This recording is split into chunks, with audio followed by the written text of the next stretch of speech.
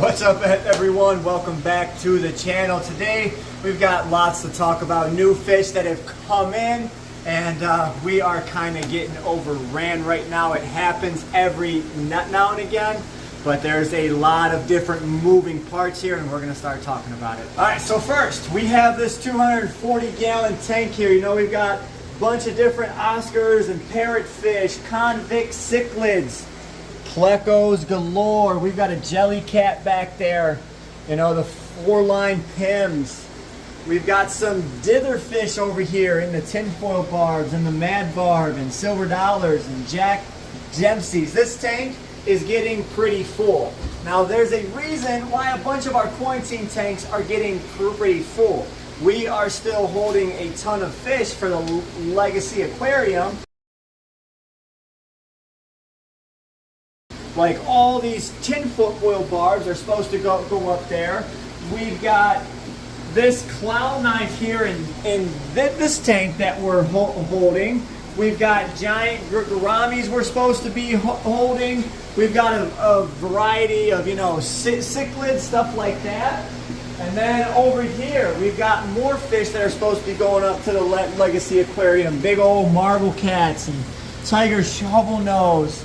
You know, a bunch of different iridescent sharks. So our quarantine tanks are being taken up with a lot of the fish that we've been holding here for months, trying to get them a great stock up at Legacy.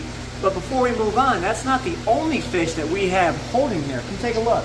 At the Fly River turtle down here, he is also being held. So we've got them. And over here, while we're walking past, look at this gorgeous reef tank. If you guys haven't seen it on the video, we're setting up an annex to the salt here. But we've got bunches of fish in this 3,000 gallon right now. It's kind of overstocked and overpacked, but we've got red tails going up there, shovel nose hybrids, Pacu. You know, we've got Niger cats, tiger shovel nose. We've got a little bit of everything that's going up to Brian, and we are being overran in a lot of our tanks. Over here, actually, in our clear water sump, not supposed to have no fish in it whatsoever. We actually have fish in the sump that we are holding for Brian. There's a couple rays in here. The Matoro marble female is one that's not. She's actually healing up right now. She's got them gashes on her back if you look, but she is healing up. We've got the platinum red tails in here. That it's essentially our clear water that's being pumped to each individual tank is now have fish living in it and pooping in it. So now you're pumping in bad water into all of our tanks. So that's not really ideal for this situation, but it's kind of a have to, you know, in this sense.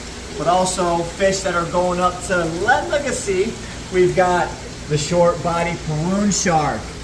We've got arowana, all different kinds and sizes. There's actually going to be a couple. Maybe one of these Jardini arowana here. There might be a few more surprises. Maybe you know, a couple of these roadmap marbles and some large plecos and stuff like that. And then we've got the big guys. So we walk out here into the monster pond room.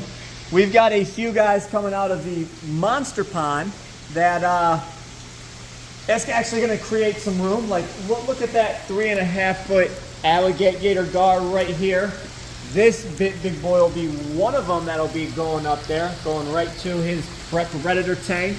I'm not going to share too much more, but also we've got, if you look right across, we've got the alligator gars, the marbles, the platinums, more gouramis over there.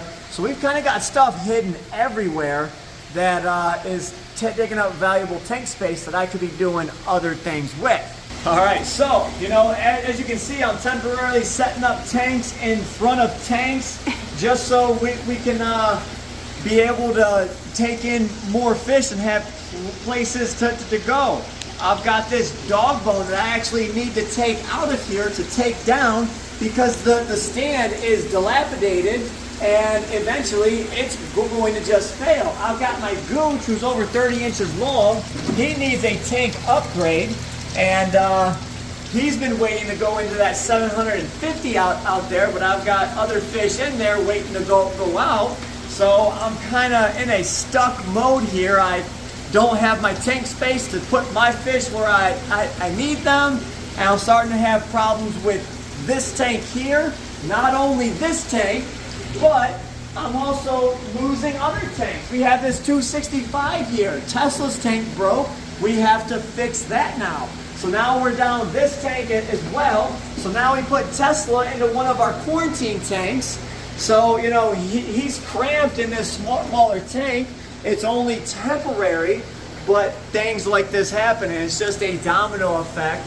And things just, you know, you're like, well, crap, what do I do? And now we get more calls. Hey, I need you to come and take all my fish. And I'm sitting here juggling fish from tank to tank. I'm trying to move fish faster just so I can clear out quarantine tanks. So we are trying our damnedest here.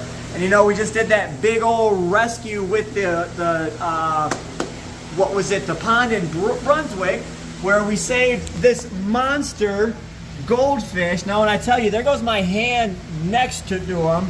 Somebody in the comments actually spoke the perfect name for this guy. He looks like he's got some gold hair. He's burnt orange. That's my man Donald Trump here. Oh my god. That was named in the comments. All right, it got the most likes. So we are actually going to keep this goldfish here, and we're going to put him on display in our front pond because this was a pet that somebody dumped in a local pond, and they just got massive. So this is what your pet goldfish you get from the state fair can turn into. So please do not dump your fish into non-natural waterways. All right, so while we're filming, we're doing some water changes on here, but we just picked up another beautiful red Texas.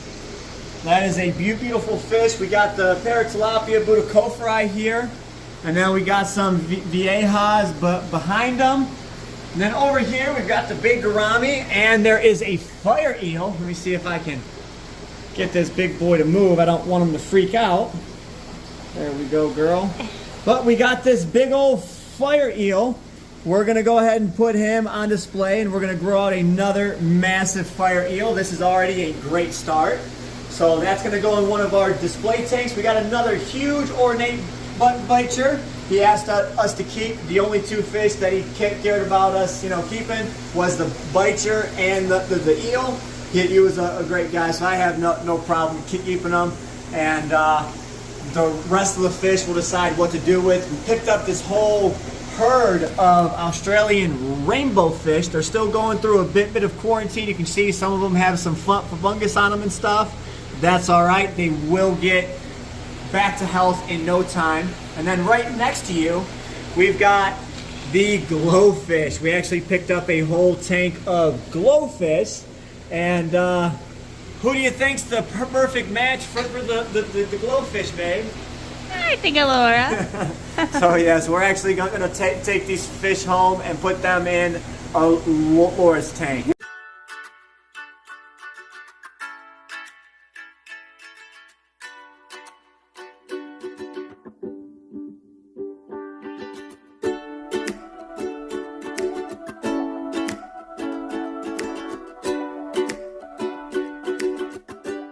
Okay, so moving down the line, let's just go towards all the tanks, I guess.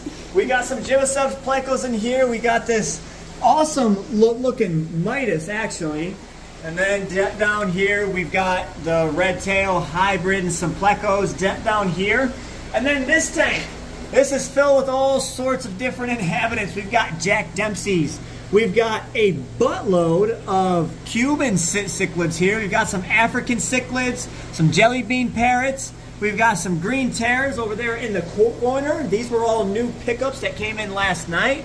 A couple Synodontis cats and some goldfish. And then above we've got the African lung.